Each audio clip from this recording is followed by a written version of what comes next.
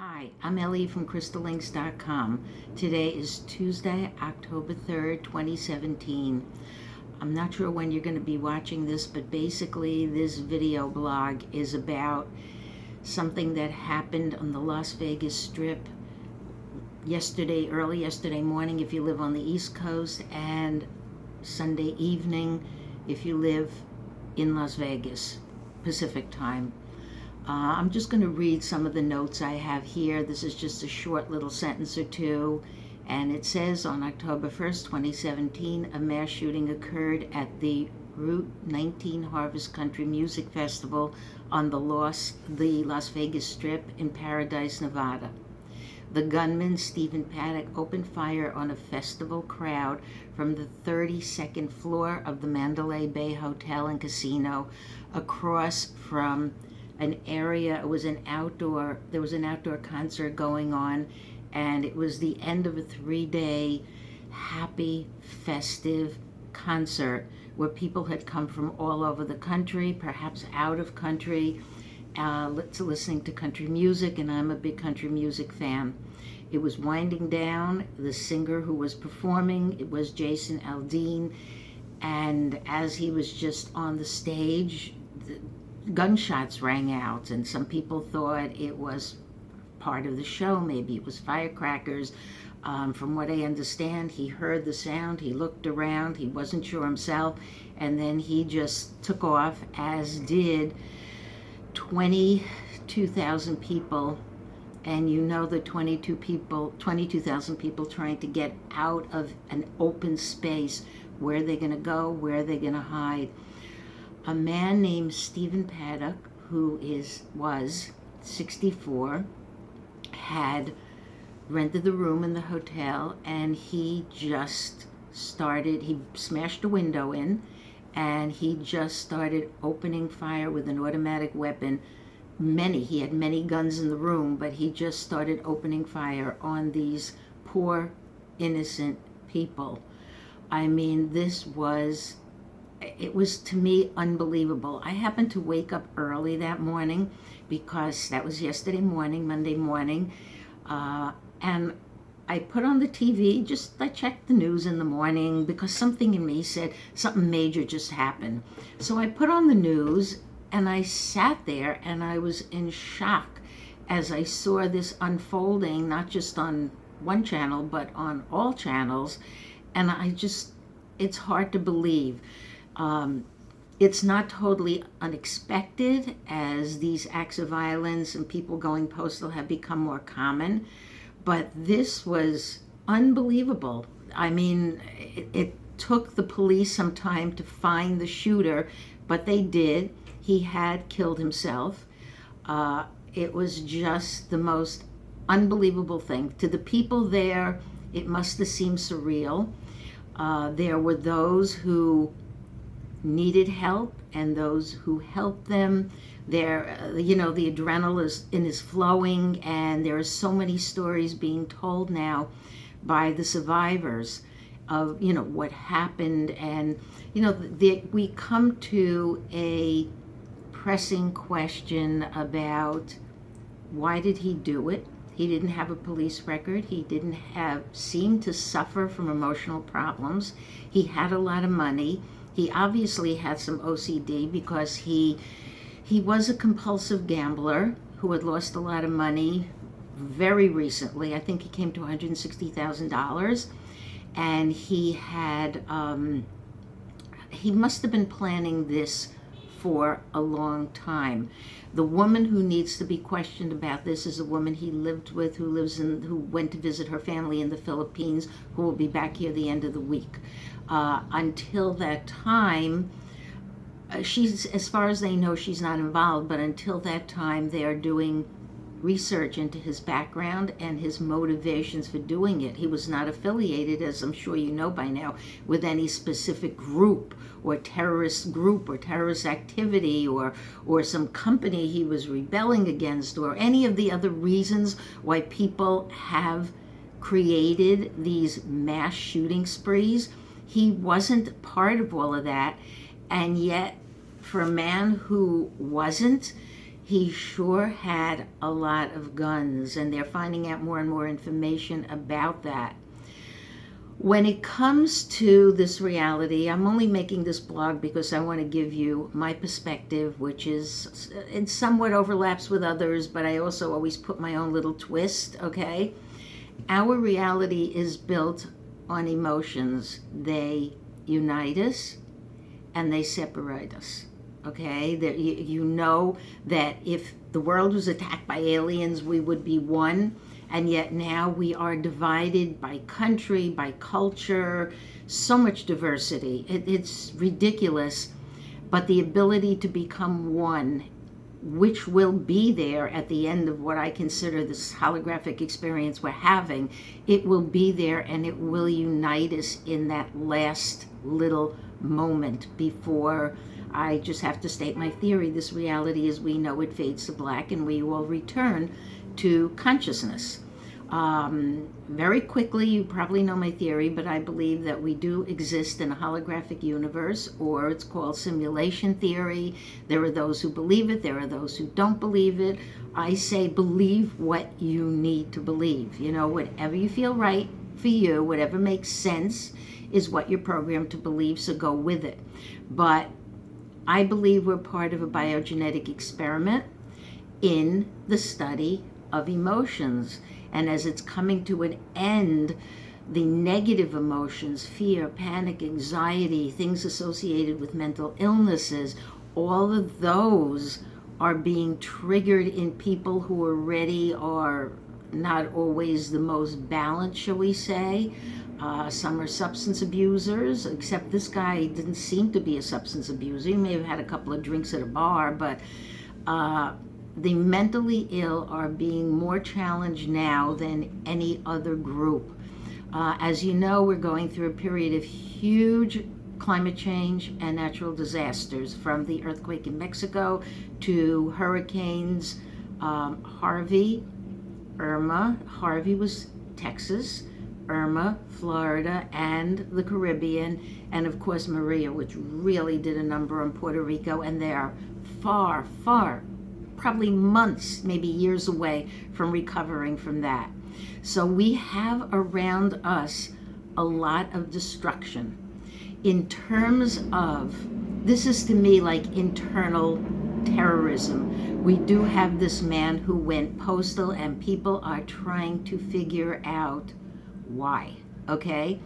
When something emotional like this happens, and it spikes in the consciousness grids that create this reality, it spikes, and everybody, every sentient life form is going to feel it. Humans are going to feel it. Even if you say, well, I didn't know anybody there, and I don't know what to do, but suddenly your thoughts are going to be, well, how would have I reacted? What should I do if something happens? I read about incidents, even here, I live in Brooklyn, in New York, Long Island, where people will be shopping at a mall and suddenly there'll be this popping noise, pop, pop, pop, and they panic, they run, they flee. So fear is taking over. In metaphysics, they say you can overcome your fear doing this and doing that, and whatever that works for them, then so be it, okay? But fear, panic, and anxiety do go along with mental illness. There are minor mental illnesses that are controlled and more serious ones that are self-destructive. We say that we can rise above fear. Maybe we talk ourselves into believing that. Maybe we actually do believe it. But fear is it's a coping mechanism. It's a defensive device in case something goes wrong. So it is built into each and every one of us. It's a catalyst, one might say, okay? But sometimes it just spirals people out of control. Mental health is about control. If you have mental health issues, okay, no matter what they are, and it seems they're not exactly under one label, there's this big umbrella, and they are under different, shall we call them, spokes of the umbrella. You may have some OCD tendencies. You may have tendencies towards bipolar disorder. There are many different ways of looking at mental illness now. Nothing is clean cut anymore. Everything is overlapping into everything else, which does make reality very, very difficult. Now, let's get back to the man, the 64-year-old man. His name is Stephen Paddock. And I probably have mentioned that he lived about 90 miles away in a fairly new house in Mesquite, Nevada. He had also lived in Texas, I believe, and his brother and family were in Florida, didn't like the heat of Florida, needed to get out of Florida, and he was a gambler. Allegedly, he had money. He dealt in real estate, so there was money. He had worked as an accountant, and this is what he did. But he was obviously, whether people will say it or not, he was mentally ill. And I have done readings. I have clients, in my field for college is psychology. I have read people and known people who are psychotic, and you'd be surprised how well people who suffer from psychosis or like that can present themselves just normally to the world. It's very interesting skills, but there are people who do this. Now, all mental illness, okay, is genetic. It's in the genetic codes. In a holographic experiment, which is what we are, to study emotions, okay, you are your genetic code. You live out your life according to your genetic code. So in other words, if I'm saying that Stephen was supposed to do this, this was predestined for him, maybe that's why he sent his girlfriend to the Philippines or waited till she actually went to visit her family. Usually it's for a couple of months in the Philippines, but this is all prearranged. It's all predestined. Okay, so now we have DNA codes, okay? So we look at the family. I don't know too much about the mother other than she lives near the brother in Florida and she's 90 years old. Don't know anything about her mental health, but his father is where everybody's looking. His father was, let me get this exactly right, he suffered from psychosis with suicidal tendencies. He was an escaped prisoner who was at some point on the FBI's most wanted list for years. He had robbed some banks, and authorities finally, and he had escaped jail also, and authorities had finally caught up with him, of all places, Las Vegas. Maybe there's a symmetry there between him and his son and mental illness and Las Vegas. I don't know. I also kind of, nobody's even mentioned it, I'm sure it has nothing to do with anything, thought it was interesting that on the night this happened, that day, O.J. Simpson was released from prison after 9 years, and he was also in Las Vegas. I'm sure that doesn't have anything to do with anything. I just saying, okay?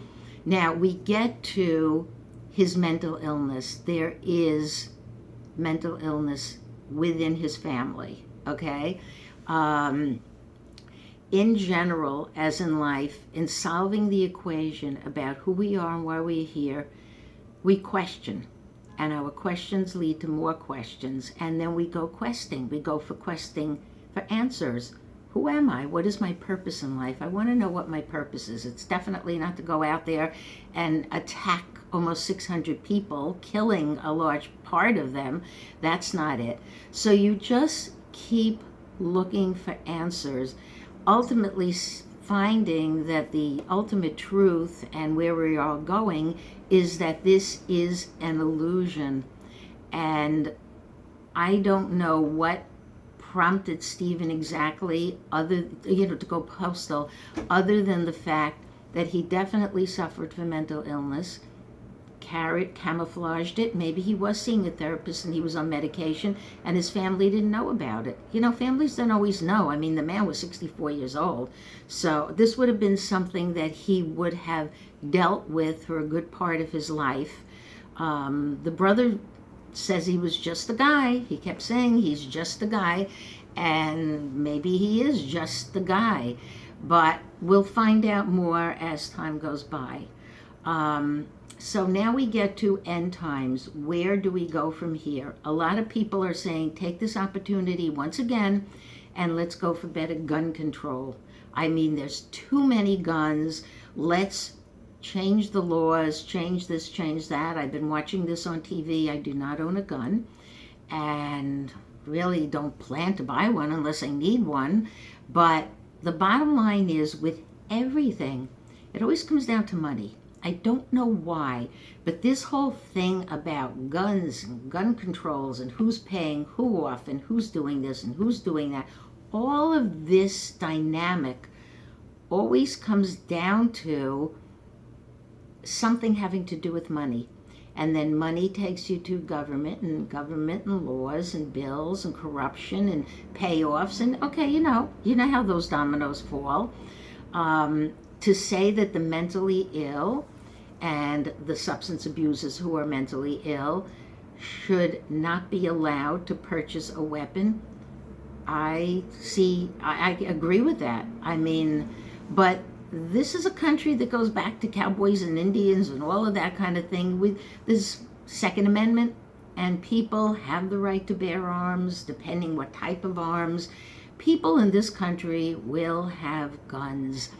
What's going to trigger, unfortunately, more violence and more of these personal people just going postal and shooting up people. And I don't think on as large a scale as this guy.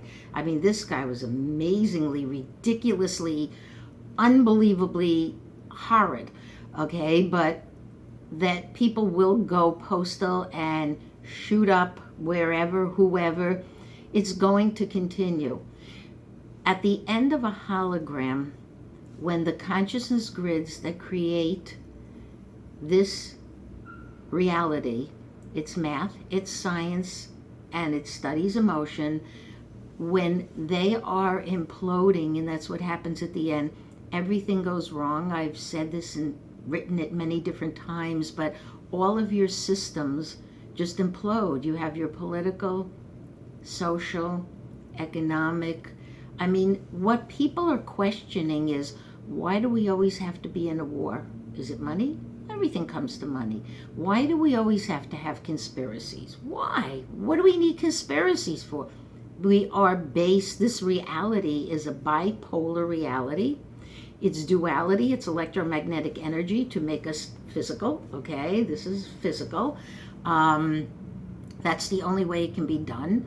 And we just sit here now as we're becoming more philosophical, more intellectual. We're programmed to start asking questions from a different vein, and we see how things do not last and do not work.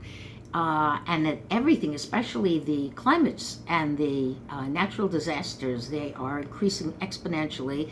And we sit here and we question and we want answers. I think most people say, you can't take the guns away. People will buy guns. I live in New York. There's illegal guns. When I taught high school, the kids I hear them talking. They knew where the drugs were. They knew where the guns were. They knew what was going on with everything. Probably at least as much as the police did, maybe more. Never asked questions of them, moved on past that. But it's now coming to a tipping point, okay, where the frustration level is growing more and more and more, and people who are mentally challenged, whether they show it to the world or keep it privately, it's A, in their family, and B, they're going to act on it because there's something inside of him, something inside of Stephen, this guy Stephen Paddock, Paddock, that just flipped out. You can call it a psychotic break, you can call it whatever you want. I mean, I stopped to listen to things about him because I wanted to see if maybe he was starting to suffer from Alzheimer's or senility. You know, of course it happens in the 60s, and maybe he lost sight of right and wrong, and something triggered it in him. Well, it had to be mental illness plus. Okay, I think he had planned this for a long time. Exactly where, exactly when, I'm not sure, but he certainly had enough firearms to carry out such a horrific mission. And they'll be searching for answers for a long time. The therapists will say things like, he didn't have impulse control. But then again, that sounds a lot like Donald Trump, and we're hoping he doesn't take us to war with Korea, because, again, we're talking about two unstable men, and you think, no, there's no way this could happen or that can happen, but anything could happen. There are so many things in this hologram that are broken that it just boggles the mind. I mean, just talking to people used to be friendlier. And I know you're going to say, well, you live in Brooklyn and people are not always the nicest in Brooklyn. Agreed. I'm not going to disagree. But the level of the way people interact now is not great. Relationships are challenged in families, outside of families, friendships, romantic relationships. Everything is being challenged to the point where people don't know what to do. Even with jobs are challenging. Some people can't work anymore. They really can't work anymore. There's so much going on that when we get back to this man, Stephen Paddock, okay, you just have to look at family patterns. Look at yours. Well, I've put mine all out there, but just look at yours. Look at other people who you think are losing it. And the mental illness is there. It usually, you can start to see it at puberty, whatever age a person hits puberty, 11, 12, 13, some as late as 14 and 15. You start to see the depression, the OCD, the bipolar disorder, the laziness of students, and then it highlights at ages 19 and 20. That's when you start to see your psychosis, psychotic breaks, and people just crash. And then everybody says, okay, they're on meds, they're going to be fine. And when you're young, and when it's somebody in your family, someone you're close to, you say, they're going to get over it. They're going to do yoga. They're going to eat properly. They're going to do a whole bunch of holistic things. And that can temper the behavior. It can allow the person to function. I mean, that's what people want to do. They want to be in control of their emotions and therefore their lives. And now you're looking at like, okay, I can't do that. But Stephen, I think, just went out of control. I think he had a psychotic break. I don't think it's senior moments. I feel so bad for the people who were injured, for the families connected to them, for those who are connected to the people who were killed, for those who are just home watching all of this, and for some reason they're internalizing it. They're just sitting there watching this on TV or reading it, and the tears are flowing. It's not just what happened in Vegas. What happened in Vegas is not staying in Vegas. It's rippling through the grids, and everyone is going to feel it. Let us hope that I will not be doing a video blog about something like this in the near future, but every time I turn around, well, Anyway, thanks for listening. Until next time, I'm Ellie from crystalinks.com. Thank you.